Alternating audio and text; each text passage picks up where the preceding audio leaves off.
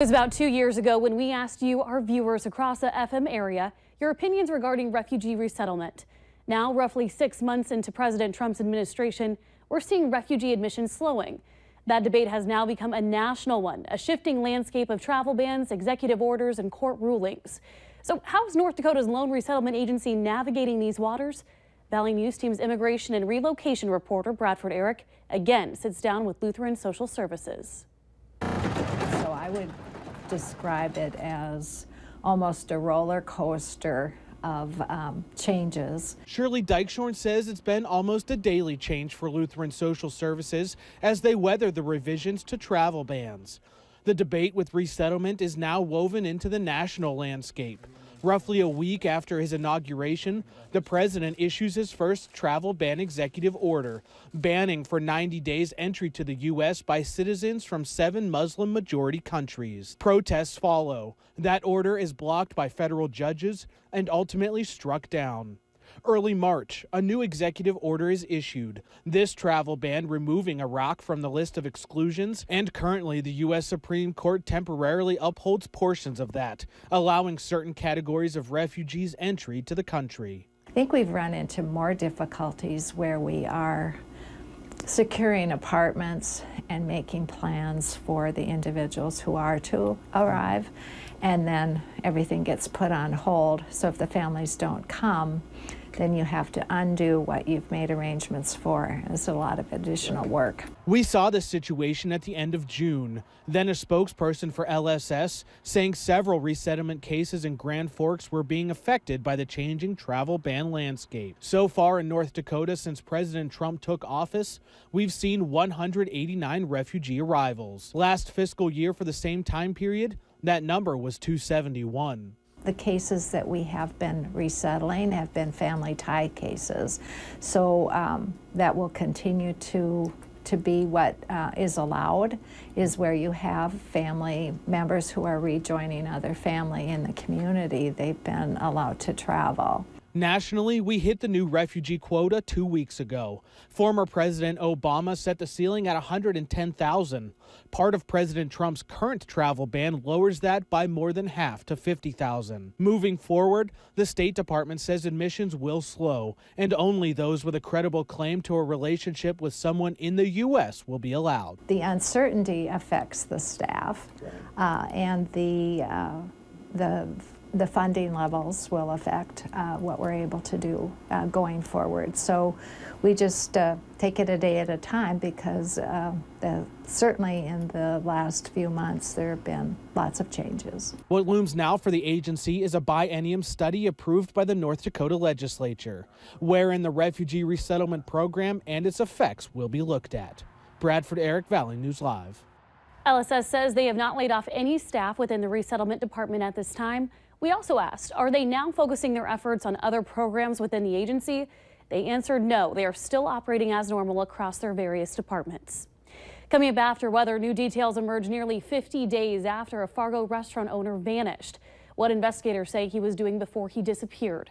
Plus, 3 people, including a toddler, had to be taken to the hospital this afternoon after a crash on Highway 10. But first, Robert, it's been a nice night to feel that breeze out there. Any chance we're going to see some rain? Some of us are seeing some rain. A live look outside on the CorvinAuto.com Valley Skycam, part of the Storm Team Skycam network. Looking off towards the south, this is the top of some thunderstorms way down in northeastern portions of South Dakota. We'll show you those on the radar here in just a moment. 77 right now here in Fargo. Feels a touch warmer out there, a bit of humidity out there. 79 is your heat index. Winds still breezy, as Christine mentioned, out of the south and southeast at 14 miles per hour with some occasional stronger gusts. 72 in Langdon, 72 Gwinner. Also 72 in the Fergus Falls area, Detroit Lakes, and up in Roseau. 69 degrees in Thief River Falls, also 69 over in the Bemidji area. Winds still breezy. They're slowly subsiding. They'll continue to slowly subside as we head through the rest of the evening. Cloud cover. We've got some clouds to the south and a lot of bright white clouds off towards the west and northwest. Some showers and some thunderstorms out there. I'm going to show you those storms off towards the south. Again, we saw the tops of these storms. They're down near the south of the Sisseton area. A long way away. Some showers and thunderstorms. Those continue to drift off towards the east and the southeast, off towards the west and the northwest. We're also seeing some strong storms developing, even one severe thunderstorm in Bottineau County. The main threat out of that is about quarter-sized hail. Some of this activity may skirt our border counties as we head through the overnight hours with maybe some strong thunderstorm activity and maybe an isolated severe storm not out of the question as we head through the next few hours. As we head through the rest of the country, some showers and some thunderstorms out towards the west and also towards the southeast and northeast. Also seeing some showers and storms for us as we head through the rest of the evening. Models underdoing the showers and thunderstorms out there. Better chances as you get on up into Canada, but I think we are going to see a few showers and thunderstorms making their way through our Canadian border counties. And again, one or two of those could be on the strong side. A few isolated showers in the morning. However, as we head through the day tomorrow, we'll have another chance for some showers and thunderstorms developing along a cool front that will slowly make its way on through the region. Better chances well off towards the south of seeing some strong and potentially some severe weather. And because of that, Storm Prediction Center, marginal risk in the dark green, slight risk in the yellow. So a little bit better chances here. This may fluctuate depending on the timing of the front tomorrow, so keep it tuned to the latest forecast. Here in Fargo, we start off the day in the mid-60s. By lunchtime, though, we're going to warm it on up into the lower 80s, and later on in the day, we're going to top it out in the mid-80s with a chance for some showers and storms. And I think the better chances, though, just off to our south and east. Picture of the day, a hazy sun. This from the smoke that we saw last week. Thanks to Rick for sending that in, a summer haze in Towner County, North Dakota. Going to use that photo as the background to our 7-day forecast. That chance for storms Tuesday, Wednesday quiet, Thursday quiet, Friday quiet the way it looks right now. Chance for some storms Saturday along with some hot temperatures. Slightly cooler though, back into the mid and upper 80s Sunday and Monday. Looking good. I mean, I know it's nice to step outside and get a little bit of breeze after last week's humidity. It was just brutal. Yeah, we may see a little bit more humidity by the week's end, but right now, yeah, not bad at all. Get out there and enjoy it. All right. Thank you, Robert. You got it. New for you now at 9. It's been over 50 days since the owner of Romo's Mexican restaurant in Fargo, Rodolfo Romo Garcia, was reported missing by family members. So Valley News Live did some digging into court documents. Here's what we know about the investigation so far. Before Romo Garcia was reported missing, officers had been called to his South Fargo home several times on May 30th. He hadn't shown up for work that day or even the day before. We know there were no documented cash deposits into his business account, and then he took out a $25,000 loan before he disappeared. His business partner told investigators he gave Romo Garcia $25,000 to partner with him in an Indian restaurant. Also, employee paychecks were bouncing, and several men stopped by the restaurant claiming Romo Garcia owed them money.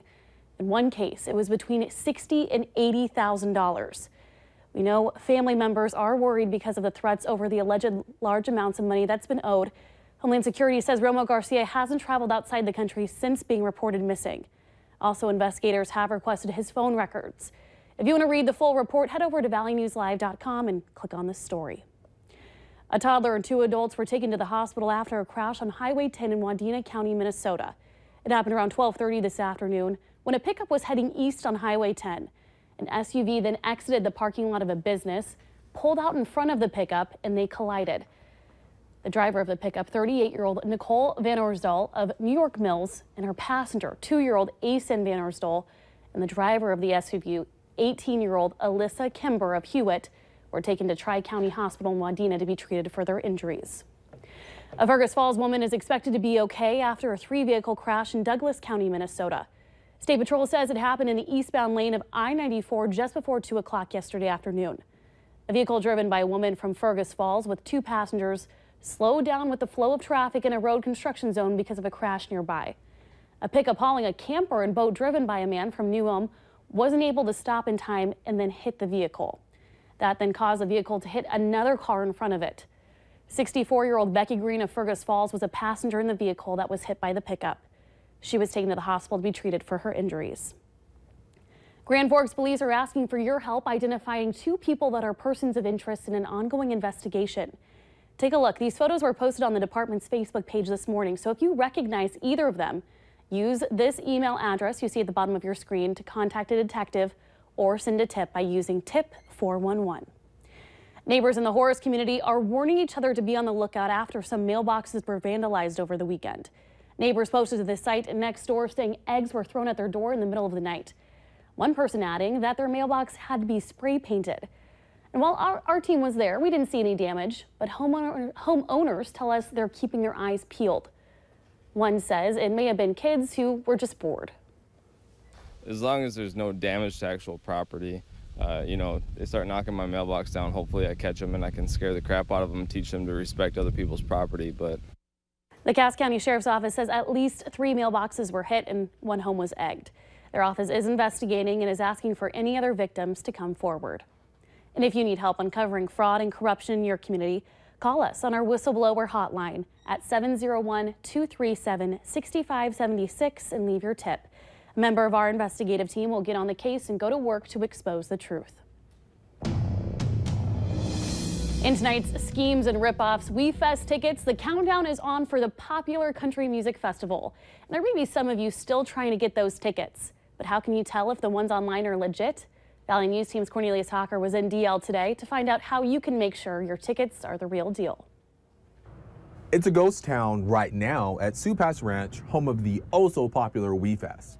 Before this campground turns into a weekend full of country music, you have to buy tickets. And that's where things could go wrong for some people. I actually do know a lot of people that have actually bought the tickets online and they do get scammed and it never works out well for them.